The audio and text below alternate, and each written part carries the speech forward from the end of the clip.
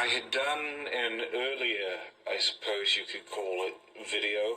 I don't know what you'd call these, picture and audio videos, podcasts. I'm not really too sure what to call them. But I'd done one of those earlier about how, it was titled Funkadelic and Favoritism. And it basically, I basically gave a very extended explanation as to why I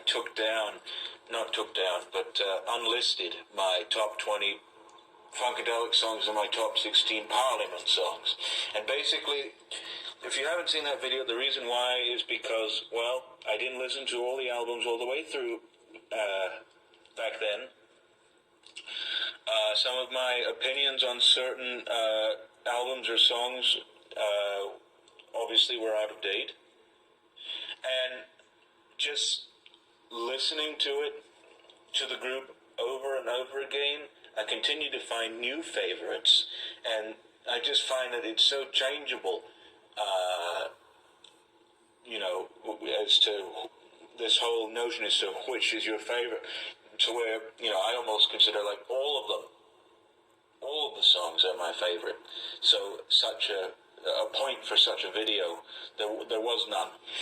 And I'd done, in that video, I actually touched quite a bit on why it is that I prefer groups like that as opposed to these very banal classic rock groups that pollute the airways now and really have become sort of a problem. Everybody listens to it. It's of the norm, and it's... At one point, I'm sure it was just fine, but it's gone to this point to where it's being overplayed so many times, it's just become repetitious and artless, and you listen to it just to just as background noise. Like if you were to, clean house or something, and you were to switch on the television and have an episode of, Seinfeld or something, you've seen it enough times to where you don't need to pay too much attention to it, and so it just serves as background noise whilst you're, cleaning house. It's sort of become like that, and really, it's not really music anymore. It's just sort of noise that you put on just to, do whatever.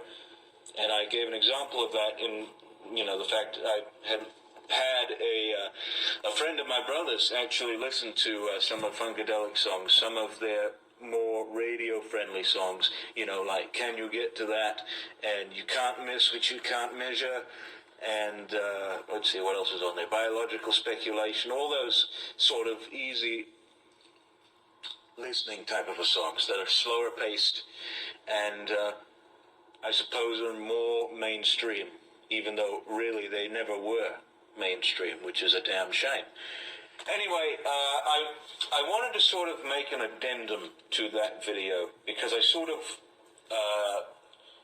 went off on a tangent as to concerning why that group was so great, and I did hit a number of points, but I've narrowed it down to about 5 key points. Some of which I didn't actually mention in that video, but I want to expound upon here. And so I figured I may as well give a somewhat detailed study as to why it is that Parliament Funkadelic is in my opinion, the greatest musical group. Lyrically, rhythmically, conceptually, anything that has ever been known to man. And why other groups like the Beatles, even the Doors, who else is there? Foreigner, Twisted Sister, all these groups that have been just played to death. Why it is that they will most likely perish, and why stuff like this will continue to live on. Alright, so the first point I want to bring up here is rhythm. Now, obviously, we're going to go back to James Brown here, who he is obviously credited for inventing the genre of funk, but ultimately did not do that much for it. He kind of just, laid the groundwork for it. Whereas other people, like George Clinton and Sly Stone and various other artists like that, George specifically, made it into what it is today. And, made what inspired hip-hop and rap and all that type of stuff. Now, the rhythm, I was getting to that. This goes all the way back to James Brown. And also he was a very hostile creature and, wasn't necessarily all that very good a soul. But anyway, even though he did have a little bit of soul, if you know what I'm saying. But this goes all the way back to James Brown, this concept of rhythm. And, there's something or other that is referred to in pretty much all of funk, which is called the one. Now, the one, from my understanding, is actually a chord progression that is based on one fret or string of, I believe, the bass. And basically, you stay in that pocket and, just, play whatever you want. Bootsy Collins actually used this technique greatly and built his whole career on it, actually. And once he left James Brown to join Funkadelic in 1972 when they recorded America Eats Its Young, he experimented with this and is obviously the very talented bass player that he is today. And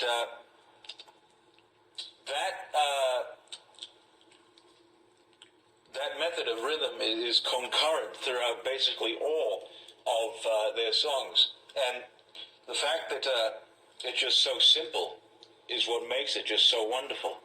Something, you don't have to have a very complex chord progression in order to get your point across, in order to make a good, catchy, memorable piece of music. In fact, I don't know if you call this the one, but one of the instances that I can think of in music, or in the Funkadelic, or P-Funk catalog specifically, is from their album Cosmic Slop. And the first song on there is called Nappy Dugout. And it's a very simple beat.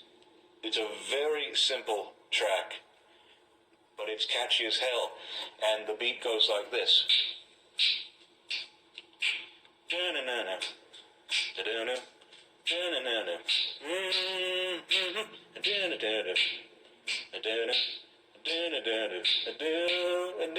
And they made like a whole 3-minute song based on that simple rhythm.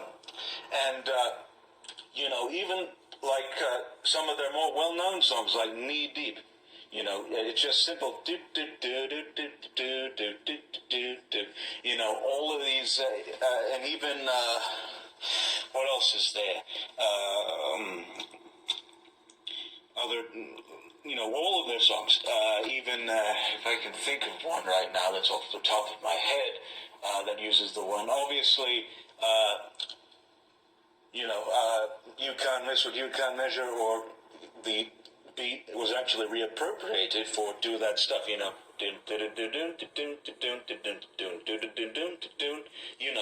those types of things. You don't have to be like this very complex, sort of ostentatious group like Led Zeppelin or, ELO, with all these complex movements and changes and all that, even though Parliament did actually play around with that, and I will get to that in my next point. They did play around with that quite a bit in their early career.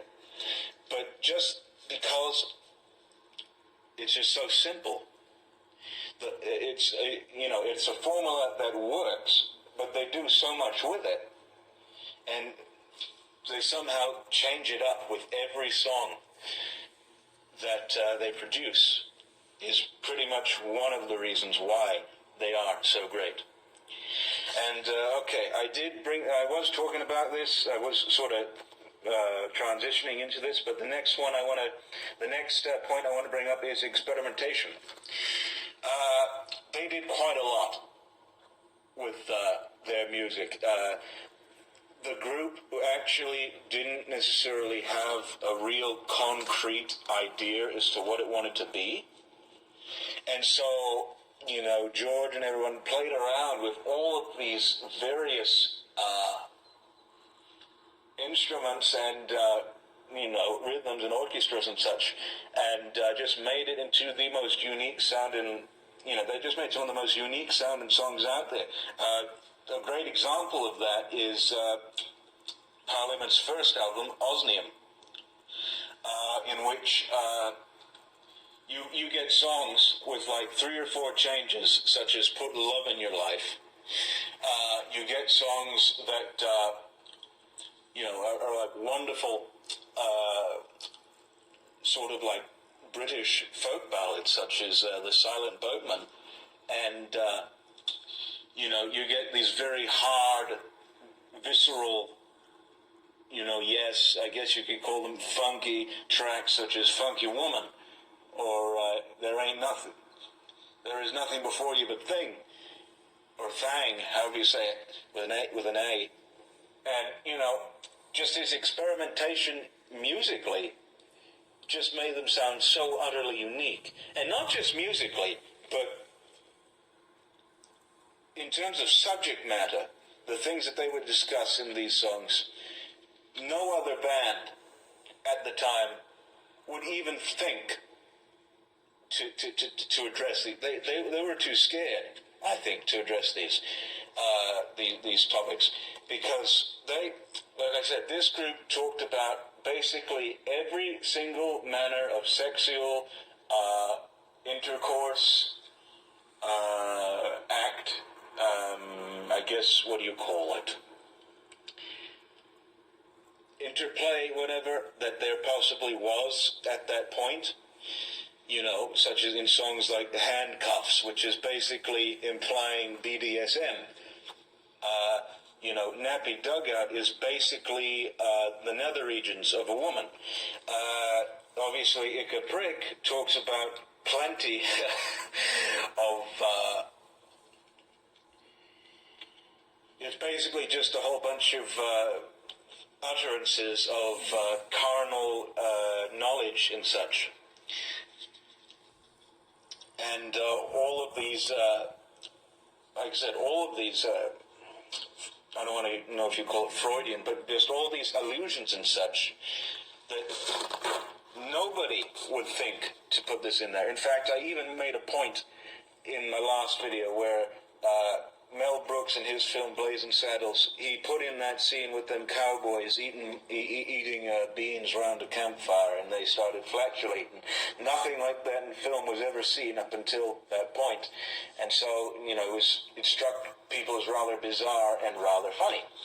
Of course, it's very overused now, much to its detriment, but, at the time it was revolutionary. Well, I had even said, too, that on the album Maggot Brain, 1971, that last track, the Wars of Armageddon, not only does it incorporate sounds of a cuckoo clock, a mooing cow, a locomotive going by, all these other bits of nonsense, but it also does include flatulence, which would set some people off, yes, because nobody really heard anything like that before in music. This band was revolutionary, much more so than the Beatles. And in fact, they even, one of their bits of experimentation was putting on costumes, donning costumes in their performances. Like a generation before the Village People, George was in an Indian... let's see, what's it called? A headdress and such. So they play around and such, and it was a very kind of a... I know somebody or other on here, he was talking about the chord progressions of Funkadelic. A very good video. And he said that, it was a very this is sounding like a slight towards it, but it was a very childish sort of a thing where, basically anything was up for grabs. And all this, this stuff may seem immature to some people, and dropped the microphone again, and downright sick. But nobody had the courage or even the audacity to address this stuff. You don't see the Beatles writing any songs about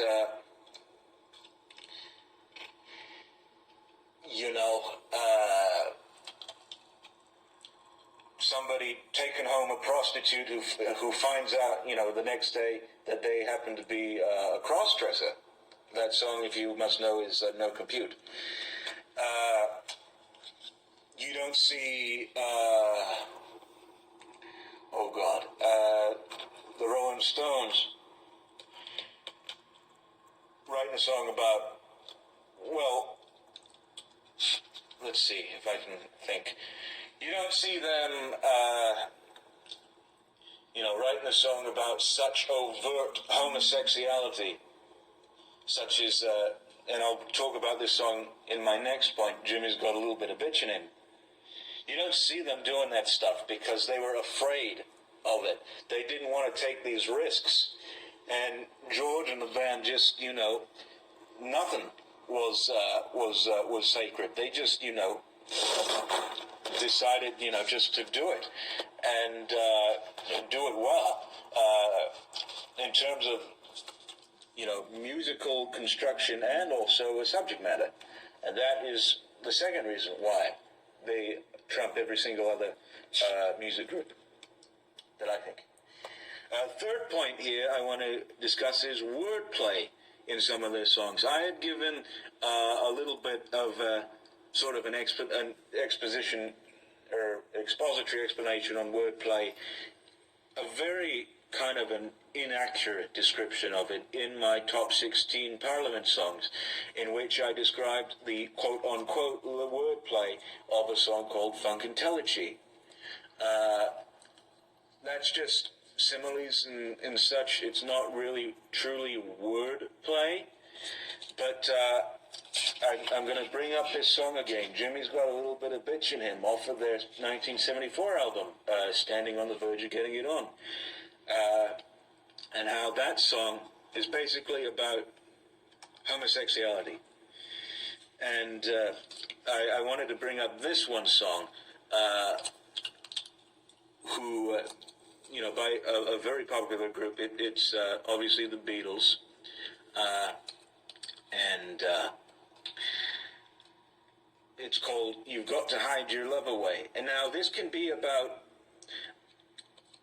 really, I'm sure it's about something else, but I did a search of Beatles songs that happen to have, connotations of sodomy, and this one came up. And I'll go ahead and read the lyrics right here. Here I stand, head in hand, turn my face to the wall. If she's gone, I can't go on, feeling 2 foot small. Everywhere people stare, each and every day, I can see them laugh at me, and I hear them say, hey, you've got to hide your love away, hey, you've got to hide your love away. How can I even try? I can never win. Hearing them, seeing them in the state I'm in, how could she say to me, love will find a way, gather round all you clowns, let me hear you say, hey, you've got to hide your love away, hey, you've got to hide your love away. Now that in itself is,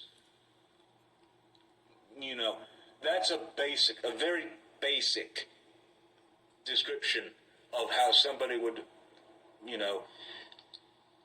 how somebody who is a sodomite is basically treated, and it's basically shows, how society looks down upon them and such. It never really goes any deeper than that. And I just found myself, I can't believe I used to like this song. It's just so literally and philosophically dead. Which is why when I was looking at this song, Jimmy's Got a Little Bit of Bitch in Him, basically, I believe it was based on one of the band's friends at the time who was a sodomite or homosexual or something like that. And basically they wrote a song about him, and actually George did a brilliant thing in which he compared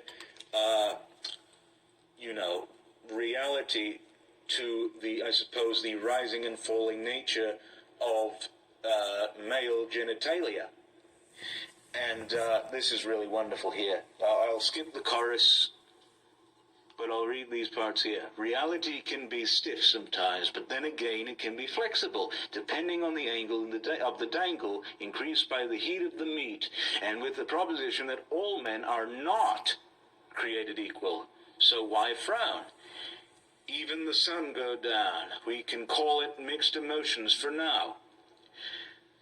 You see, that in itself, him likening homosexuality, sodomy, whatever you want to call it, to basically an erect penis, it's not only a double entendre, which, to be fair, anyone could do it and, fail at it, but I believe this is a prime example of how it should work. But it just it just addresses so much that, all men are not created equal, that there is that, I don't know if you want to call it happy, but just less fortunate few who live with this thing. But sort of juxtaposing that with a rising and falling penis is just mastery, and gives that song double meaning. In fact, it even gives it about 100 times more meaning than that pathetic piece by the Beatles there. And that is the one example that really jumps out to me about wordplay in a Funkadelic song, at least really deep wordplay.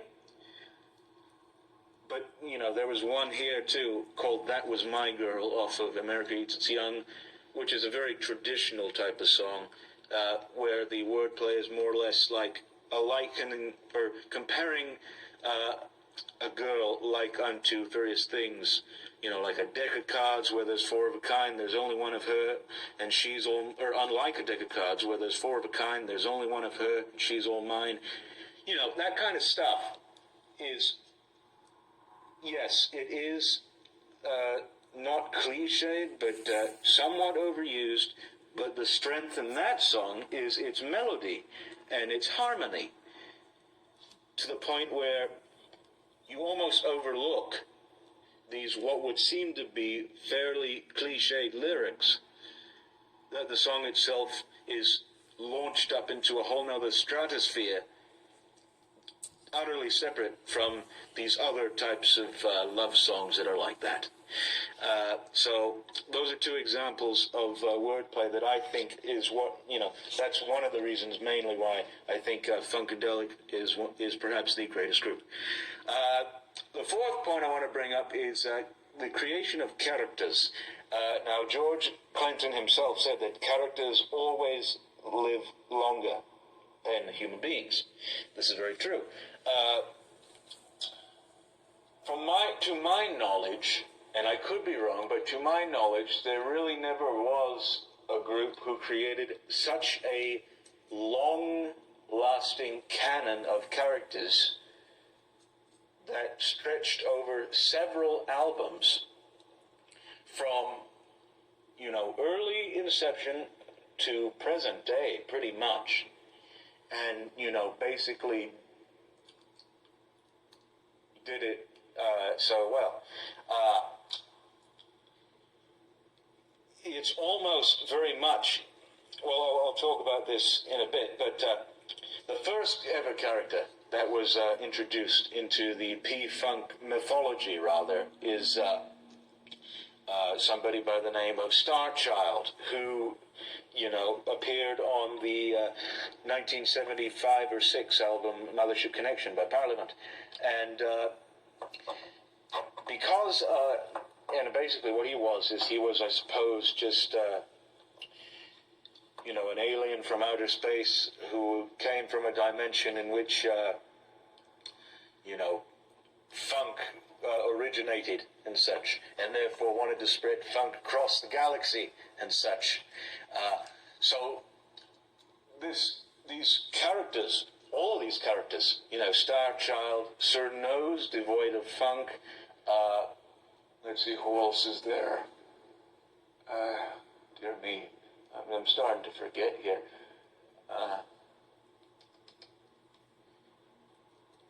Well, Star Child and Sir Nose are really the two main ones. Sir Nose is the antithesis, obviously. He's very opposed to this, mainly because he cannot dance. That sort of represents basically this people who are very averse to this type of music. But, if they just give it a chance, they will evidently succumb to it. And, will grow to love it. But these characters and these overarching themes, this mythology of the Dr. Funkenstein, that was the other character, Dr. Funkenstein. All this stuff, how funk was basically recreated into the form of man, and how it was weaponized in order to sort of make people appreciate it. If you listen to the album Funkadelic versus the Placebo Syndrome, how also it could,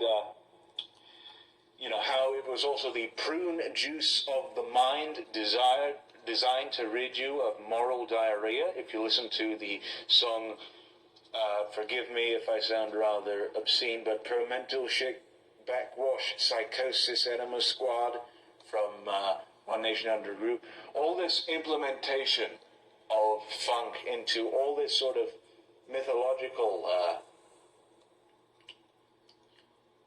allegory. I don't know if you want to call it an allegory, but just this whole mythos behind it. No other band really sort of captured that. No other band really did that. The most that they ever got to ever doing that was basically what you saw on the covers. If you were to see some cover of an Iron Maiden album, and you saw all these very demoniacal looking figures and such, and in this whole world of hell, and so, that's about as much mythology that you will get out of that group, just out of the covers alone. But to tell you the truth, I haven't listened to much Iron Maiden, but from what I have listened of, no real sort of mythic creatures or characters or just really concepts were at all addressed. And it makes it to where P-Funk, it makes it to where it's almost like literature. And in fact, the what's it called? The wordplay, and Jimmy's got a little bit of itch in him, harkens back to Shakespeare, and how in Shakespeare, in Macbeth, where I believe somebody was going to answer a door, and he basically talks about, such and such will rise and then fall, and he's basically talking about, a penis. That, P-Funk is basically, I would argue that it is a form of literature, a form of religion even, which I will get to in this point. It's just so much more than it is music. It is an experience that no other band could ever hope to emulate. That it's just so wonderful. All this meaning and depth and all of these, like I said, extended mythologies, and these carry over to various albums from these other groups that were connected to Funkadelic, such as, like I said, Parlette, the Brides of Funkenstein. Even some of Bootsy Collins' albums address these characters and places and such and all that.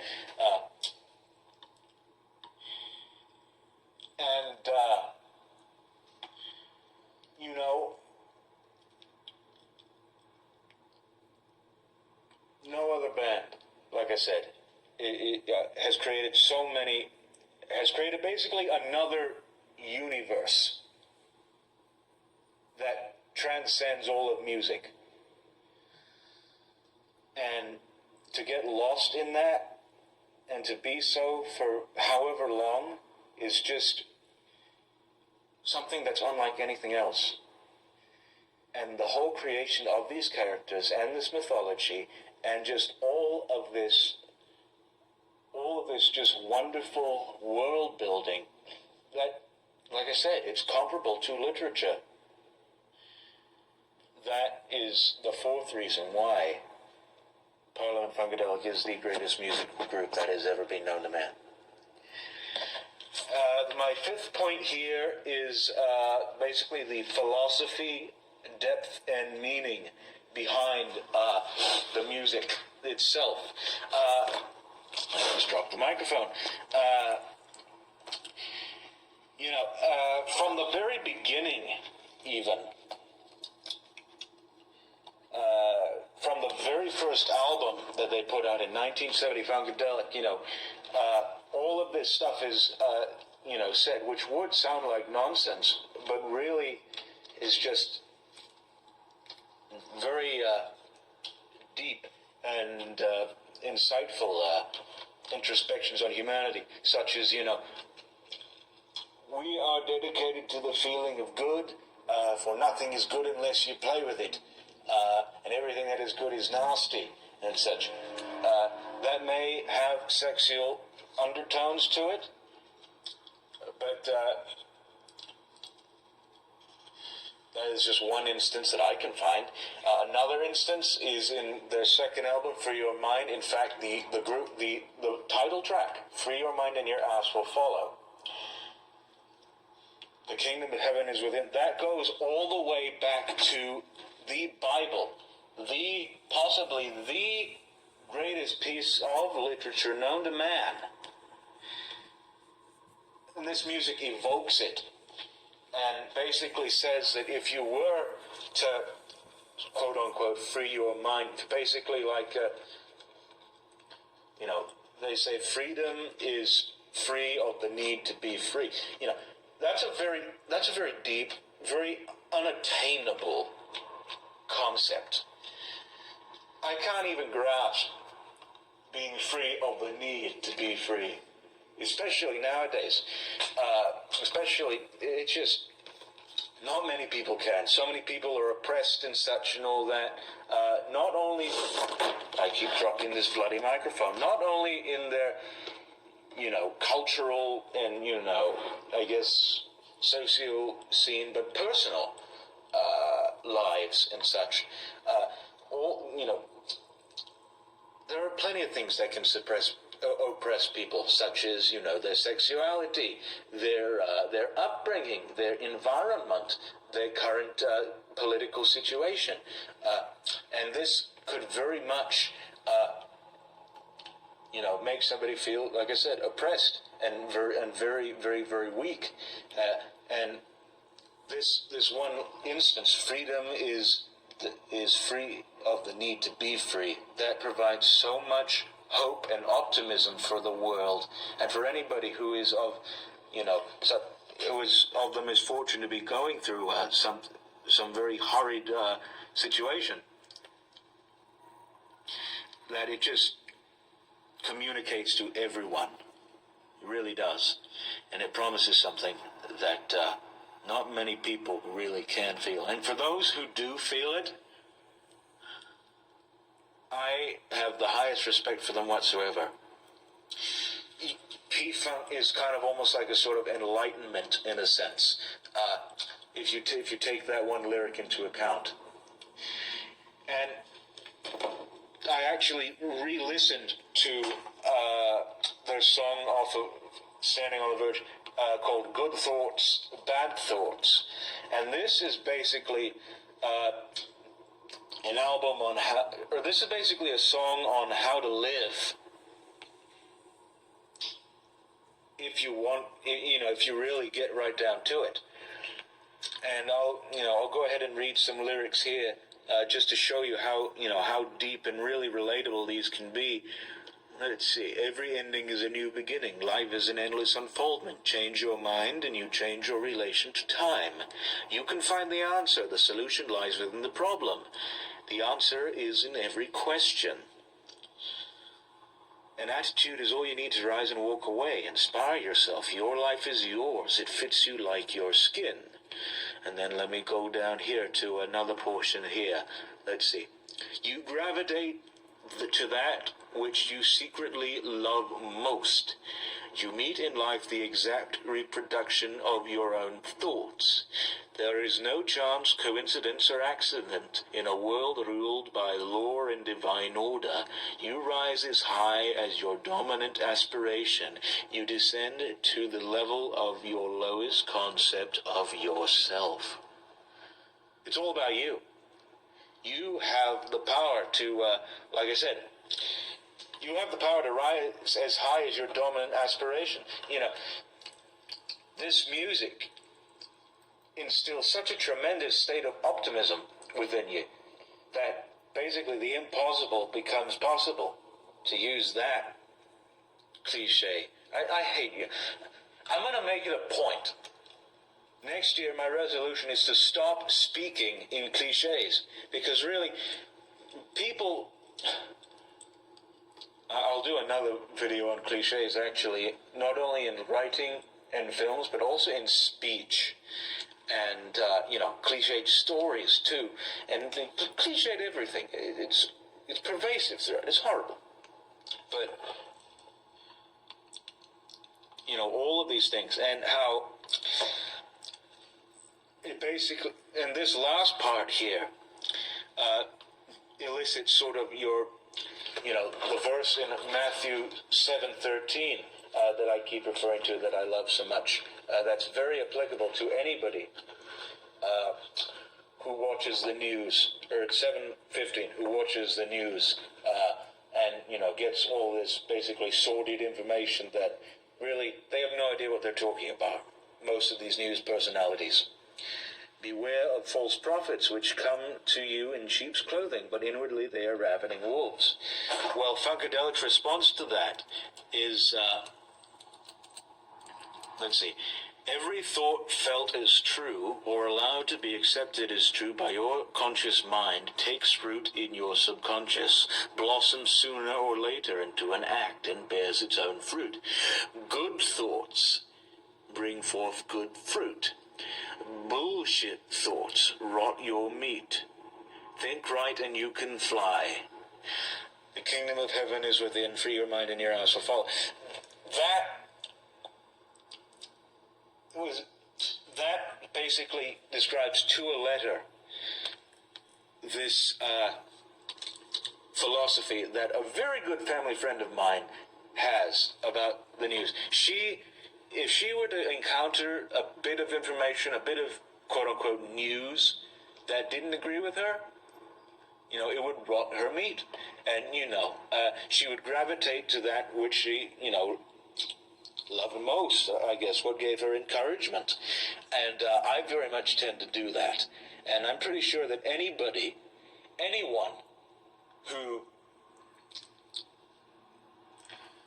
disapproves of these false prophets, who wants a more brighter side of life and such, a more optimistic side, goes by this way of thinking. And this is just so wonderful. It has so much, it speaks to everyone, this one song, and just all of these instances in music, in the P-Funk catalog, that I'm surprised more people don't listen to it than they do. There's this very small community on YouTube which is predicated, which is not predicated, which is, I guess, predicated upon somebody by the name of P-Funkster Jones, and there are a couple other people, I can't quite remember their names, but he's the biggest one. And basically what he does is he remixes all these old songs and even new ones and such and all that, and makes a longer or shorter one of those. And I have subscribed to his channel, have been so for about a year, and it saddens me, not too many people know about just this wonderful philosophic music. But the fact that we have that little niche group is just so wonderful. More people ought to consider this and not dismiss it. Like, you know, if you get grossed out by, you know, a track such as No Head, No Backstage Pass, or, you know, let's see, or if you're, you know, somewhat offended by, like I said, some of the stuff in Wars of Armageddon, give the group a second chance. You know, listen to even Parliament. That Parliament has just so much, you know, philosophy behind their music and such. And I'm trying to think of one instance right now that was very, oh yes, Mind Your Wants, because somebody wants your mind, out of Funkadelic. You know, thou shalt not, you know, the Lord is my shepherd, I shall not want. It just goes back to the Bible, and just, like I said, it almost makes me speechless how great, how deep, how all-embracing, all-encompassing this type of music is, that I just can't hardly even express my thoughts properly. Like I said, I had to like pause for like 10 or 15 seconds in this talk just to think about, you know, something, because it just is so mystifying, so very true to oneself, very true to form, not true to form, but it hits home, all this music. And I think because of these reasons, I think that's why more people should listen to it, because bottom line, it is relatable to all of humanity and all of its struggles and triumphs and you know, stagnation. All of that is all encompassed in all 186 original tracks from 1970 to 81.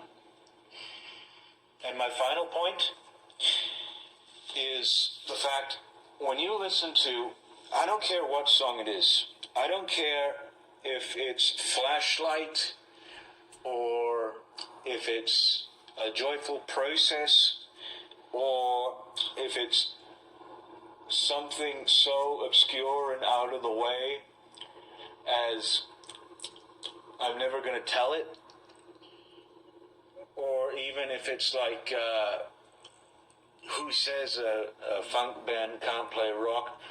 Any of these songs, even, you know, Night of the Thumposaurus Peoples, and, you know, what's it called? I Misjudge You, Together. I'm just naming songs. You know, Can You Get to That? All of these wonderful bits of music. I don't care which song it is. It can even be, you know, some of the worst songs. I can't really think of, probably their worst, not worst, but, you know, least satisfactory songs are tracks like Uncle Jam Wants You, or Uncle Jam, I believe, and Star Spangled Funky. Those are probably the ones that are not, that I don't consider great. They're solid. But any of those tracks, I don't care which one it is impossible to not feel good or happy listening to this music. Believe you me, this is the last time I'm going to speak in a cliche in this video. If you were to give every single country a copy of Mothership Connection, every single world leader a copy of Mothership Connection, or if you were to get them all into one room, you know, from all these different countries, all these different, you know, kings, dictators, prime ministers, all these people, and if you were to let them listen to Mothership Connection, it would bring about world peace. And everyone who I encounter online and such, because there are very few, there are no people in my personal circle who listen to this music, save myself. And it's very disappointing. But everybody who I've encountered online who listens to this music thinks that. It is impossible not to feel good listening to this music, and it is the path to world peace. Because it's so relatable. Everything, all aspects of humanity are brought up in this music. It's simple, it's groovy, it's funky, it's unique, it has masterful wordplay. It has a mythology that is comparable to Tolkien's Lord of the Rings, or even to Star Wars. It may have even, it actually preceded Star Wars. And it just, like I said, it's impossible not to feel good listening to this music, which is why, this is going to sound very, very biased, but which is why I make it a point to listen to at least one Parliament or Funkadelic track every day. I listen to, to that type of music every day, usually. And because, to be honest with you, I'm a very, very depressed, very taciturn, very morose type of person. I find it virtually impossible to be happy, and with all the misfortune that has been heaped upon me, and you've heard it in these snacks and stories, and it just continues to be heaped upon me. In fact, it got to the point where it nearly jeopardized the fate of my family. That's how severe it got. But just to listen to this music, the bigger the headache, the bigger the pill. And this is perhaps, this pill can cure any infirmity. Whether you've got arthritis or rheumatism, whatever part of your body it is, lay it on the radio. Let the vibes flow through. And it'll just, like I said, you will be a much better person for listening to this music. I dare say, many people compare this music like unto church. And if you listen to it, it's like you've had your church for the day. I know somebody commented on that in one of those little videos that they did, where the parliaments were performing live in the 60s or so. They said, well, I just had my church for the day. This may be blasphemous saying it, but I can see it. I can very much see it. I'm surprised even that this is not officially its own religion. Because that song alone, Good Thoughts and Bad Thoughts, has basically all of the groundwork for it, except, of course, there is no deity involved. It's basically all of the self. And it's just so utterly wonderful. I'm getting speechless just talking about this, as I said. So I'm going to go ahead and end this, and I hope you very much enjoyed this video, and perhaps maybe got a bit of an insight as to why this group is possibly the greatest group known to man, why it's been so overlooked. I don't know why, to tell you the truth, so many people overlook these people. This band really got the worst rap. They did not get the proper recognition or representation or really accolades that they truly deserve. Even though, I keep dropping the camera, even though they were inducted into the Rock and Roll Hall of Fame, they don't get the airplay on the radio. They don't get the, they don't get these, mainstream fandoms and such that you see with, other groups like, the Beach Boys, or even, I can't even think of any of these groups, The Who, or, I can't even think of most of these groups because I basically wiped them from my memory because they're so bad, or not bad, but just so repetitious. But anyway, I hope you've enjoyed this video, and I hope I gave you an insight as to why I think that Parliament Funkadelic is the greatest musical group known to man. And I hope that if you have watched this video, I may have warmed you up to the idea of listening to this music, because if you do, you will not regret it. You will become a better person from it, as I said. And you will be much more happier for it. And you won't only thank me, but you will thank George and you will thank God for compelling you to listen to all 186 original tracks. All 16, or not 16, I believe it was 16, however many albums, 18, however many albums they put out. All of those albums. You will just, dare I say, reach enlightenment when you listen to this music. Free your mind and your ass will fall out. The kingdom of heaven is within. We'll see you next time.